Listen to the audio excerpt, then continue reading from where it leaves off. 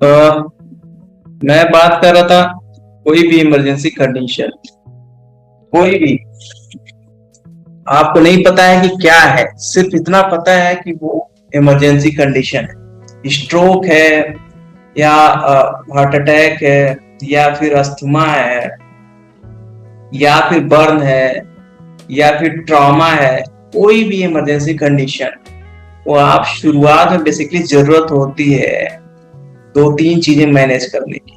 Advance की जरूरत नहीं होती है कि आप उसका ऑपरेशन करके आप हड्डी ठीक कर दीजिए या चेस्ट में कोई इंजरी है उसको आप ठीक कर सकते हैं वहां पे। बेसिकली शुरुआत के 1 या 2 घंटे में अगर प्रॉपरली आप एयरवे मैनेज कर दीजिए और ब्रीदिंग और सर्कुलेशन, ये तीन चीजें आप मैनेज कर दीजिए तो आप मैक्सिमम केसेस को सेव कर सकते हैं। बेसिकली अगर आप एयरवे मैनेज नहीं किए, जैसे एयरवे मतलब सांस वाली नली है, सांस वाली नली में कुछ इंजरी है या कुछ अटक गया है, वो आप मैनेज नहीं किए, या फिर पेशेंट सांस नहीं ले रहा है, आपने उसको ब्रीदिंग नहीं दिया, या फिर पेशेंट का बहुत ज्यादा खून बह चुका उसकी वजह से बीपी बहुत लोअर साइड में, ये तीन चीजें अगर हैं तो ऑन स्पॉट वो मरने की संभावना बहुत ज्यादा है। तो बेसिकली आपको तीन चीजें मैनेज करनी, ए बी सी डी। उसमें ए बी सी ज्यादा इंपॉर्टेंट है, डी और ई आप करें या ना करें तब भी काम चल जाएगा, but A B C, airway, breathing, circulation, ये तीन चीजें आपने अगर कर दिया तो आप मैक्सिमम केसेस आप बचा सकते हैं। आपको नहीं पता है कि एग्जैक्टली है क्या क्या क्या कंडीशन है इसका, आप सिर्फ ये तीन चीजें करनी, ए बी सी। मतलब एयरवे आपको ओपन करना है, कोई भी चीज अगर मुंह में है पड़ी हुई उसको बाहर निकालना है, सक्शन करना है, जो भी है उसको मैनेज करना है ना। ओपन करना मतलब वो सांस वाली नली खुली रहनी चाहिए, है ना। बी मतलब अगर सांस नहीं ले रहा है तो आपको ब्रीदिंग देना है, मतलब सांस देना है उसको। उसके लिए या माउथ टू माउथ कभी कभी ब्रीदिंग होता है, देना होता है, या कभी कभी अम्बू बैग भी आता है। अम्बू बैग अगर आपके पास है पीएससी पे या कहीं पे भी तो आप उससे दें। ठीक है। तीसरा सर्कुलेशन, ठीक है, सर्कुलेशन मतलब बीपी मेंटेन। तो ये तीन चीजें बहुत इंपॉर्टेंट है इमरजेंसी कंडीशन में। आपसे एक्सपेक्टेशन, आपसे क्या मतलब सारी जगह जहाँ पे इमरजेंसी केस डील होता है, जैसे हमारे ट्रॉमा सेंटर में कैजुअलिटी है, ये तीन चीजों पे सबसे ज्यादा फोकस होता है। अगर कोई पेशेंट अनकॉन्शियस आता है तो सबसे पहले हम लोग देखते हैं कि उसका पल्स है कि नहीं है, सांस ले रहा है नहीं ले रहा है, ये दोनों चीजें देखते हैं। अगर सांस ले रहा है, पल्स है, तो फर्दर हम मैनेज एडवांस तरीके से कर लेते हैं। बट ये दोनों चीजें नहीं है तो उसके लिए सबसे पहला एक्शन होता है कि आप अगर सांस नहीं अच्छे से ले रहा है, या अगर सांस ले रहा है जैसे गड़गड़ाहट की आवाज आ रही है या कुछ ऑब्स्ट्रक्शन टाइप का लग रहा है, तो सबसे पहले एयरवे मैनेज करते हैं उसको। अगर सांस नहीं ले पा रहा है अच्छे से तो उसको सपोर्ट करते हैं अम्बू बैग से या फिर पेन सर्किट या वेंटिलेटर से सपोर्ट करते हैं। तीसरा, पल्स देखते हैं, बहुत फीवर है या पल्स आ ही नहीं रहा है तो आप एड्रेनलिन का शॉट दे के फ्लूइड या सारी चीजें ड्रग दे सकते हैं जिसकी वजह से बीपी बढ़े।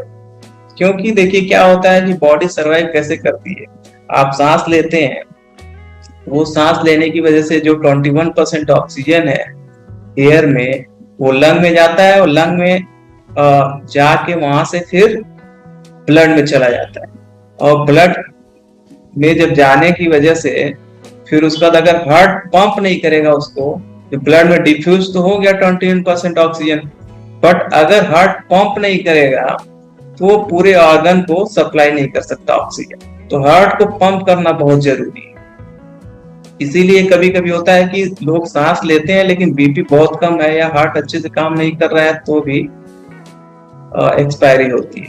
तो बेसिकली हार्ट को पंप करना बहुत जरूरी है, बीपी होना बहुत जरूरी है। अदरवाइज जो भी ऑक्सीजन ब्लड में जा रहा है वो पूरे बॉडी में फैल नहीं पाएगा, और पूरे बॉडी को अगर ऑक्सीजन नहीं मिला, सपोज ब्रेन को ऑक्सीजन नहीं मिला, हार्ट को खुद को ऑक्सीजन सही से नहीं मिला है, लीवर को, किडनी को, या कहीं पे भी ऑक्सीजन की कमी होती है तो वो ऑर्गन डेड हो जाता है। तो दो चीजें, सांस का आना, जिसकी वजह से ऑक्सीजन इन्वायरमेंट से आपके ब्लड में जाता है, और हार्ट का चलना जिसकी वजह से वो पूरा जो ऑक्सीनेटेड ब्लड है वो पूरे बॉडी में फैल जाए, ताकि जिसको जितना जरूरत है वो सप्लाई होता है ऑक्सीजन। तो ये मोस्ट इंपॉर्टेंट थिंग है, सांस का चलना और हार्ट का चलना। तो प्राइमरी हेल्थ सेंटर पे बेसिकली यही एक्सपेक्टेशन होता है कि ये ABCD मैनेज करते हैं। उसमें D और E है कि मतलब डिसेबिलिटी। इसमें डिसेबिलिटी सपोज किसी का पैर फ्रैक्चर हो गया तो उसको स्टेबलाइज करना है। E मतलब exposure and environmental control. Suppose अगर जहां पे पेशेंट पड़ा हुआ है वहां पे बहुत ज्यादा ठंडक है तो उसको पेशेंट को वहां से बाहर निकालना है, गर्म जगह पे लाना है। पानी में है तो पानी से बाहर निकालना है। वो इन्वायरमेंटल कंट्रोल बोलते हैं उसको, कि मतलब अगर किसी खतरनाक जगह पे है तो वहां से बाहर निकालना है। तो ABCDE मैनेजमेंट फर्स्ट रिस्पॉन्डर का होता है, या कोई भी ट्रेंड है पर्सनल वहां पे अगर अवेलेबल है इमरजेंसी सिचुएशन की जगह पे, तो ABC मैनेज कर ले तो इतना काफी है। उसके बाद अर्ली ट्रांसपोर्ट करना है और फर्स्ट एड एंड स्टेबलाइजेशन के लिए। और आप ट्रांसपोर्ट कैसे करोगे? बहुत सारे लोग क्या करते हैं कि गाड़ी में, स्कूटर पे, बाइक पे बैठा के लेके चले आते हैं। तो बेसिकली प्रेफरेबली आपको जो ट्रांसपोर्ट करना है वो एडवांस लाइफ सपोर्ट या बेसिक लाइफ सपोर्ट वाले एम्बुलेंस में करना चाहिए। इसमें सारी चीजें अवेलेबल, मतलब अगर रास्ते में कोई जरूरत पड़ा तो आप फर्दर मैनेज कर सकते हैं।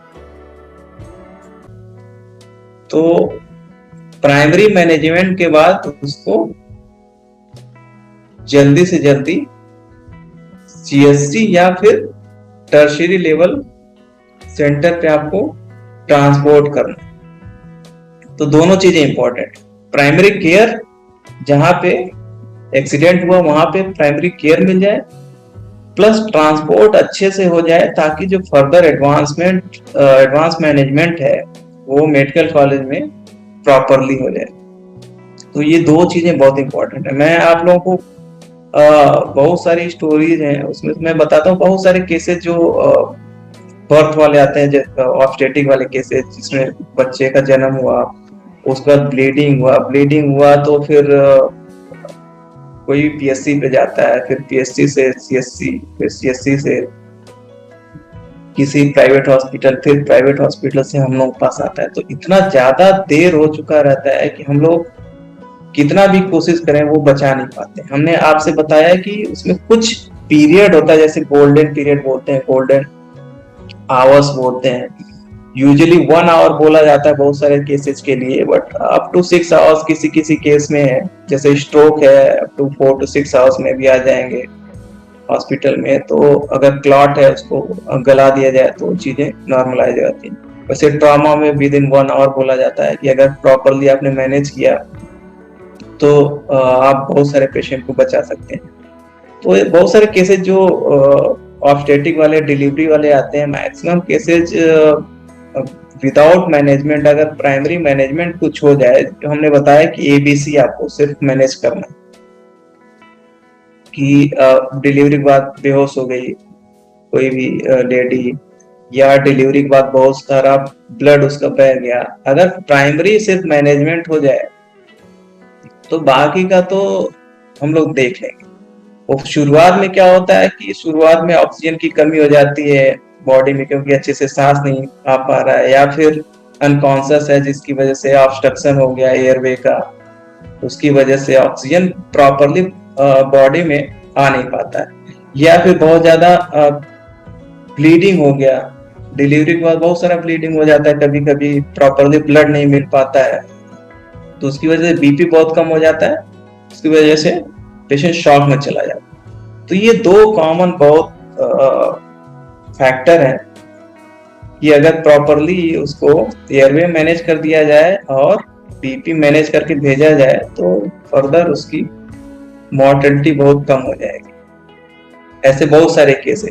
अभी हमारे पास एक बच्चा आया था, बेसिकली उसको एक्सीडेंट हुआ था, 15 ईयर्स का था वो। विद इन 3 आवर्स हम लोगों के पास पहुंच गया। वो बिल्कुल अनकॉन्शियस था, बिल्कुल ही, मतलब उसको कोई होश नहीं था, और विद इन 1 मंथ हम लोग उसको ठीक करके घर भेज दिए। तो ये क्यों हो पाया? अनकॉन्शियस था, वो हो सकता है एक्सपायर भी हो जाता, बट वो टाइमली पहुंच गया वहां पीएससी पे लोग इंटुबेट करके उसको, और हम लोग पास भेज दिए। तो कम से कम शरीर में ऑक्सीजन पहुंच रहा था और ब्लड प्रेशर मेंटेन था। बाकी सारी चीजें, एडवांस चीजें टर्शियरी लेवल सेंटर पे मिल गई। तो इसलिए वो पेशेंट बिल्कुल, जिसका मतलब आप बोल सकते हैं कि कोमा में था, वो पेशेंट 1 महीने बाद घर पे चला गया। तो ये इसीलिए पॉसिबल हो पाया कि आप लोग अच्छे से अपना रिस्पांस दिए वहां पे पीएससी पे, अदरवाइज उसका बचना मुश्किल था। तो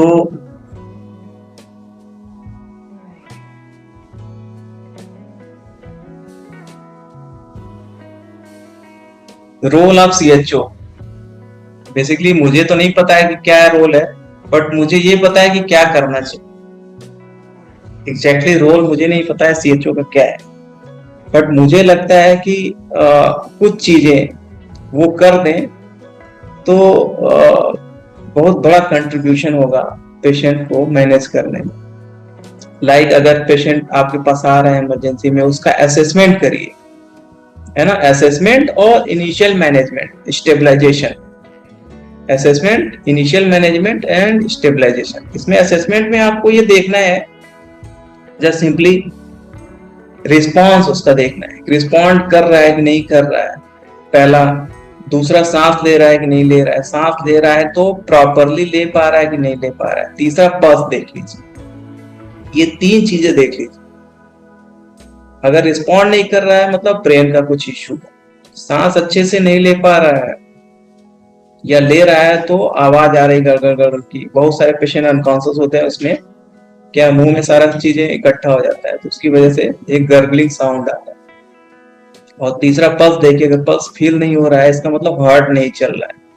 तो ये 3 चीजें देखनी है, वो रिस्पॉन्ड कर रहा है कि नहीं, आपकी बात सुन रहा है कि नहीं, सांस ले रहा है कि नहीं प्रॉपरली, या फिर पल्स कुछ आपको फील हो रहा है कि नहीं। अगर 3 चीजें आप देख रहे हो और तीनों चीजें आपको नहीं मिल रही है, तो आपको ABC मैनेज करना है। Airway, breathing, circulation. एयरवे मतलब आपको ट्यूब डालना है, आप नहीं डाल पा रहे हो तो कोई डॉक्टर वहां पे वो डाल सकता है, तो उसका एयरवे मैनेज करना है। ब्रीदिंग मतलब अम्बू बैग से आपको सांस देना है। तीसरा, कैनुला लगाइए और फ्लूइड दीजिए। फ्लूइड के साथ साथ बहुत सारे ऐसी ड्रग्स आती हैं जिसकी वजह से बीपी बढ़ती है। ये 3 चीजें आपको करनी, एयरवे, ब्रीदिंग, सर्कुलेशन। ये तीनों चीजें आप मैनेज कर लीजिए तो मैं गारंटी देता हूं कि वो पेशेंट एटलीस्ट मरने तो नहीं पाएगा। हो सकता है उसका ब्रेन काम ना करे बाद में, लेकिन ये है कि वहां पे पीएससी पे वो पेशेंट एक्सपायर नहीं हो सकता है अगर आप ABC मैनेज करें। तो आपको कोई भी पेशेंट अगर आता है इमरजेंसी में तो आपको असेस करना है, इनिशियल मैनेजमेंट ABC करना है, स्टेबलाइजेशन मतलब उसको सांस देके प्लस बीपी मैनेज करके आपको रिफर कर देना हायर सेंटर। और हायर सेंटर पे कैसे भेजना है, जैसे कि वो आपको देखना है कि ALS एम्बुलेंस अवेलेबल है या BLS वाला, जो भी अवेलेबल है एम्बुलेंस में भेजना है। ऐसे ही किसी भी गाड़ी में नहीं भेजना है जिसमें कोई फैसिलिटी ना हो मॉनिटरिंग की। प्लस रिकॉर्ड मेंटेनेंस और प्लस पोर्टल पे क्या फिल करना है वो आप लोगों की रिस्पॉन्सिबिलिटी है। Plus maintenance of emergency drugs and equipments, ये बहुत इंपॉर्टेंट काम है। हो सकता है कि आपको नॉलेज हो कि ये कोई भी इमरजेंसी कैसे मैनेज करते हैं। सपोज स्नेक बाइट है, सांप ने काट लिया है, या ट्रॉमा का केस आ रहा है, या फिर कोई एलर्जी वाला केस आ रहा है, आपको सब पता है कि कैसे मैनेज करते हैं। बट अगर आपके पास इमरजेंसी ड्रग्स ही नहीं है, कोई इक्विपमेंट ही नहीं है, तो आप नहीं मैनेज कर सकते उसको। तो maintenance of emergency drugs and equipments are very important part. ये आपको देखना है और मैनेज कर ये मेंटेन करके रखना है, क्योंकि ड्रग्स और इक्विपमेंट नहीं रहेंगे तो आपको नॉलेज रहते हुए भी आप पेशेंट नहीं बचा सकते हो। तो ये आपकी रिस्पॉन्सिबिलिटी है। Plus coordinate and participate in outreach activity. हमने बताया था कि किसी भी फैमिली मेंबर को आप पता ही नहीं है कि पैरालिसिस का क्या साइन सिम्टम होता है, हार्ट अटैक का क्या साइन सिम्टम होता है, एलर्जी का क्या साइन सिम्टम होता है, तो वो रिकॉग्नाइज ही नहीं करेगा, फिर आपके पास आएगा ही नहीं। तो ये कैसे उसको पता चलेगा साइन सिम्टम? तो उसके लिए बेसिकली अवेयरनेस प्रोग्राम बहुत सारे होते हैं, आउटरीच एक्टिविटीज होती हैं, गांव गांव में जाके लोगों को बताना, स्कूल्स में जाके ग्रुप डिस्कशन करना, ये सारी चीजें होती हैं, ये आप लोगों को करना है। तो तभी वो समझ पाएंगे कि कितना सीरियस कंडीशन है, इसको ले जाना है कि नहीं ले जाना है पीएससी पे, या फिर घर पे ही मैनेज हो जाएगा। तो जस्ट आपको एजुकेट करना है सोसाइटी को, सिर्फ इसलिए कि वो इमरजेंसी कंडीशन को रिकॉग्नाइज कर पाए, उसको पहचान पाए कि ये इमरजेंसी है, ये घर पे मैनेज नहीं हो सकता है, इसके लिए हमें हेल्थ सेंटर पे जाना ही जाना है। क्योंकि बहुत सारे केसेस हमने देखे हैं कि उनको पता ही नहीं रहता है कि हार्ट अटैक में क्या होता है, तो कहते हैं कि ये गैस बन गया। बहुत सारे मतलब बड़े पढ़े लिखे लोग, चेस्ट पेन होता है तो कहते हैं गैस बन गया, तो उसको कुछ दवाइयां दे दिया, पेंटॉप या कुछ बहुत सारी ऐसी दवाइयां होती है गैस की, वो दे देते हैं, तो उसमें डिले हो जाता है। फिर आप 8-10 घंटे बाद फिर उसके बाद फिर से परेशानी हो, तो फिर आप पहुंचते हो, तब तक काम खत्म हो गया होता है। तो बेसिकली इमरजेंसी कंडीशन को पहचानना है, और उसके लिए आपको बहुत सारी एक्टिविटीज बीच बीच में करती रहनी चाहिए, ताकि लोगों को ये पता चले कि इस बीमारी में ये इमरजेंसी कंडीशन है और ये हेल्थ सेंटर पे ही मैनेज हो सकता है, घर पे मैनेज नहीं हो सकता है। तो ये एजुकेट करने की रिस्पॉन्सिबिलिटी भी सीएचओ है। बाकी non communicable disease related emergency बहुत सारी होती है, जैसे एपिलेप्सी हुआ, सडन वीकनेस इन आर्म्स और लेग, जो बोला हमने कि इसको पैरालिसिस अटैक बोलते हैं, मतलब ब्रेन में कहीं क्लॉट फंस गया है, उसको बोलते हैं स्ट्रोक। ये हो सकता है सडन ड्रूपिंग और weakness in one side of face, हो सकता है कि फेस में कोई एबनॉर्मलिटी आपको दिखे, या फिर कोई आदमी चल रहा हो, अचानक से उसका बैलेंस गड़बड़ हो गया हो, बहुत ज्यादा सीवियर हेडेक हो रहा हो, या बेहोश हो रहा हो। ये सारी चीजें इमरजेंसी कंडीशन में आती हैं। या अचानक से उसको दिखाई देना बंद हो गया, या बोल रहा था अचानक से उसका स्पीच गड़बड़ हो गया, क्लियर नहीं बोल पा रहा है, या चेस्ट में सीवियर पेन हो रहा है अचानक से, या फिर अनकॉन्शियस हो गया, लो ब्लड शुगर हो गया। सारी चीजें इमरजेंसी कंडीशन है ना। बहुत सारी कंडीशन ऐसी होती है जो ओवरलैप करती है, मतलब आपको हो सकता है कि स्ट्रोक हुआ हो सकता है कि शुगर भी कम हो, दोनों केस में आप अनकॉन्शियस हो सकते हैं, या बीपी अचानक से कम हो जाता है, उसकी वजह से अनकॉन्शियस हो जाता है। तो बहुत सारी चीजें होती हैं जिसमें ओवरलैपिंग फीचर्स होते हैं। कभी ब्रेन काम नहीं कर रहा है, कभी आपका छाती में दिक्कत है, कभी हार्ट में दिक्कत है, कभी शुगर का इश्यू आ सकता है। ये सारी इमरजेंसी कंडीशंस है जिन्हें आपको पहचानना है।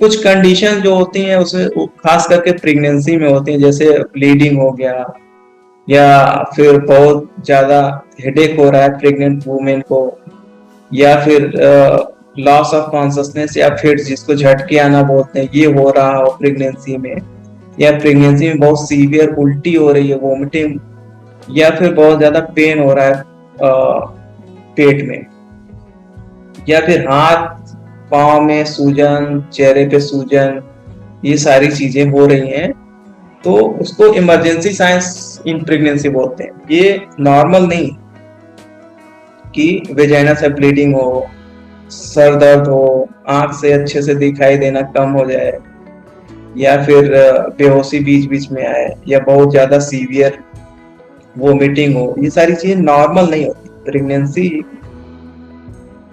एक अपने आप में एक समझ लीजिए बीमारी है, उसमें बहुत सारे सिम्टम्स ऐसे होते हैं जिसको साइंस ऑफ इमरजेंसी बोलते हैं।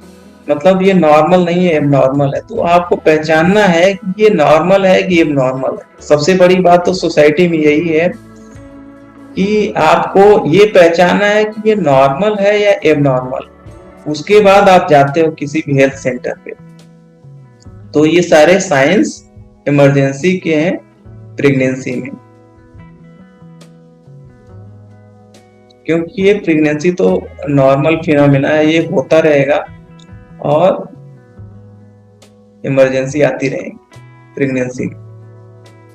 अगर मोस्ट कॉमन इमरजेंसी प्रेगनेंसी में बोला जाए तो उसमें एंटीपार्टम हेमरेज, पोस्टपार्टम हेमरेज, या फिर रप्चर्ड एक्टोपिक प्रेगनेंसी या इक्लेम्सी। ये चार चीजें आपको जानना चाहिए। एंटीपार्टम हेमरेज मतलब प्रेगनेंसी जब डिलीवरी के पहले ही ब्लीडिंग स्टार्ट हो जाए तो उसको एंटीपार्टम हेमरेज बोलते हैं। पोस्टपार्टम हेमरेज डिलीवरी के बाद जब ब्लड न रुके और बह रहा हो ब्लड बॉडी से, तो उसको पोस्टपार्टम हेमरेज बोलते हैं।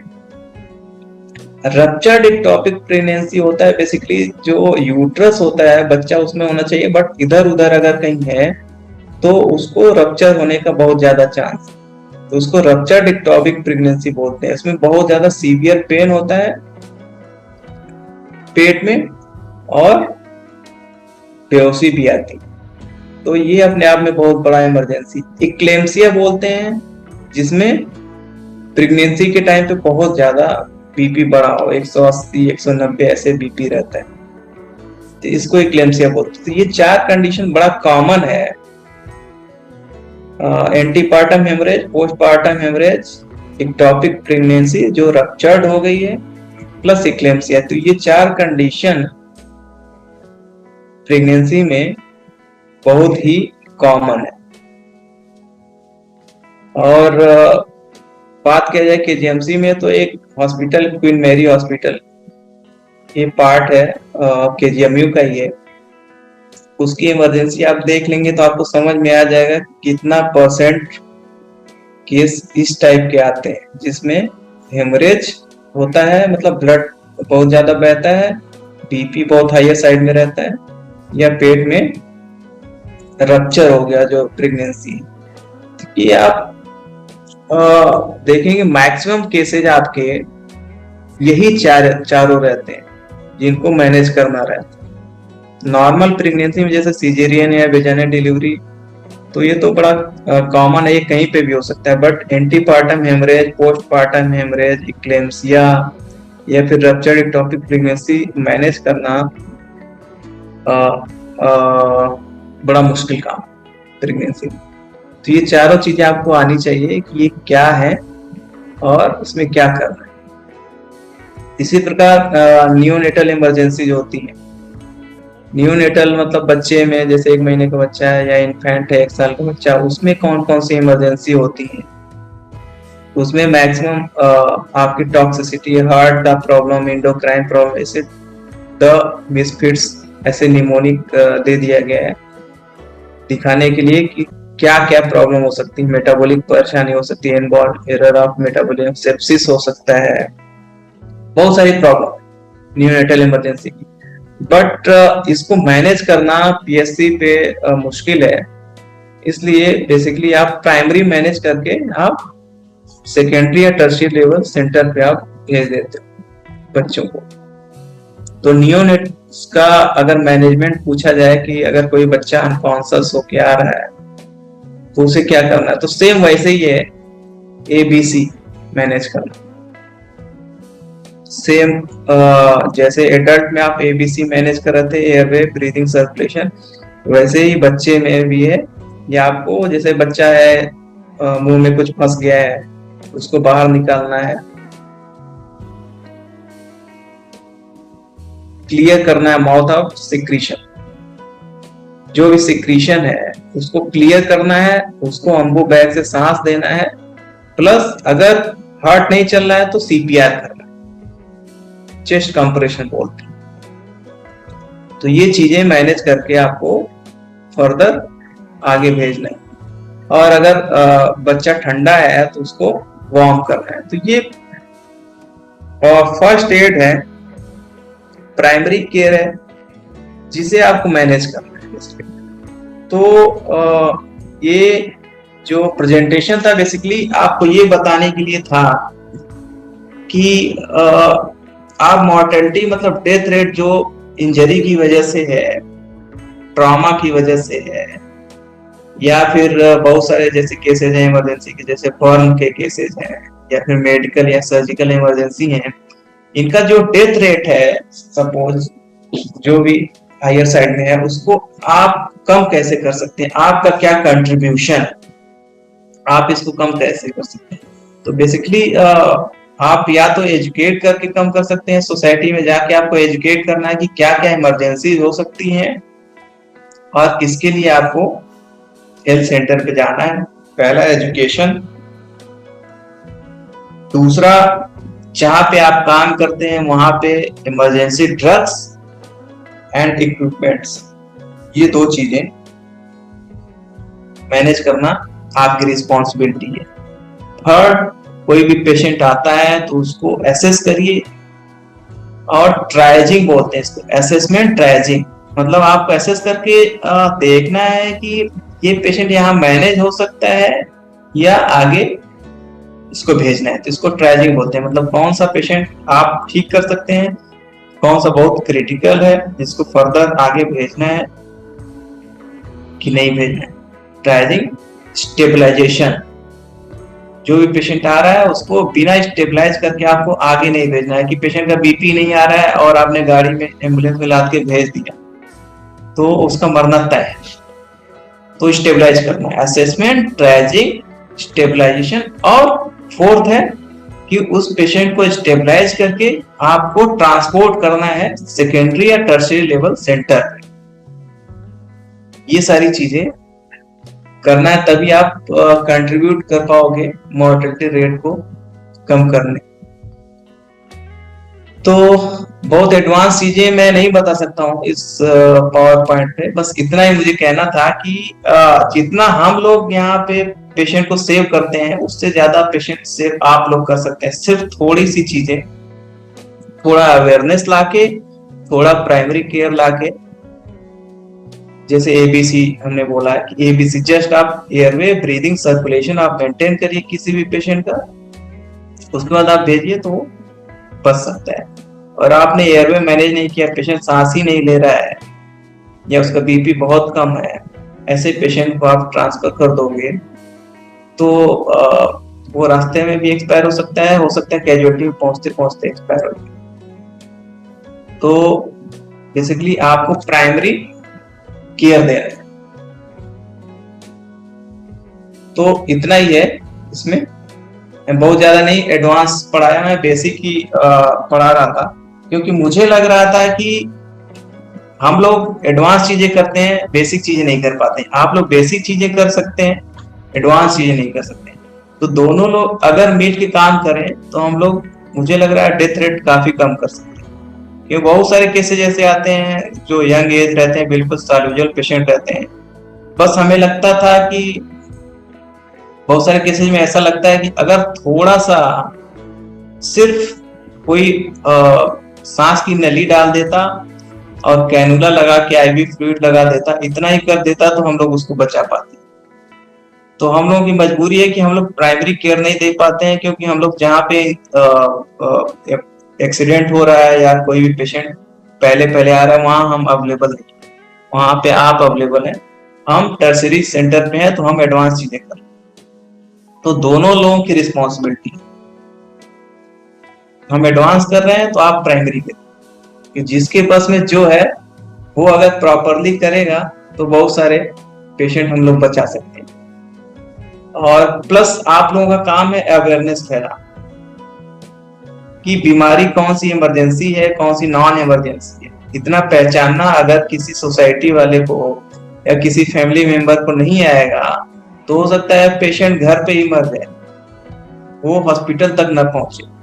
तो इसकी जिम्मेदारी भी आप लोगों की है कि लोगों को अवेयर करिए कि ये इमरजेंसी कंडीशन है, इसको ऐसे पहचाना जाता है, और ये चीजें हो, ये साइन और सिम्टम्स हो तो आप उसके लिए पीएससी या सीएससी पे लेके दौड़िए, ये नहीं कि घर पे ही मैनेज करें।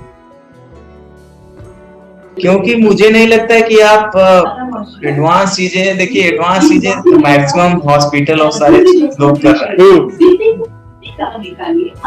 जो प्राइमरी केयर है वो कोई प्रोवाइड नहीं कर पा रहा। अब वो अगर प्रोवाइड हो जाए प्राइमरी केयर, जैसे एयरवे, ब्रीदिंग, सर्कुलेशन हमने बताया, ABCD, ये सारी चीजें हो जाए तो बहुत सारे पेशेंट बच सकते हैं, बहुत सारे बच सकते हैं। हाँ, मैं तो खैर आईसीयू में ही रहता हूँ, तो बहुत पछतावा होता है कि सिर्फ इस छोटी चीज की वजह से पेशेंट, जैसे बहुत सारे केसेज होते हैं हम लोग बचा लेते हैं लेकिन वो ब्रेन डेड हो जाते हैं, तो उसका सिर्फ यही कारण है कि उसको ऑक्सीजन ब्रेन को नहीं मिल पाया और टाइमली कोई ट्यूब डाल दिया था सिर्फ, और अटेंडेंट को या जो भी रिश्तेदार है उसको सिर्फ अंबू पकड़ा दीजिए, हाँ, तो भी वो बच जाता है, पकड़ा दीजिए और कैनुला लगा के फ्लूइड लगा दीजिए, बस इतना करके आप एम्बुलेंस में लाद दीजिए। बाकी सारी चीजें हम लोग करने के लिए तैयार हैं, लेकिन हम लोग बहुत मजबूर हैं।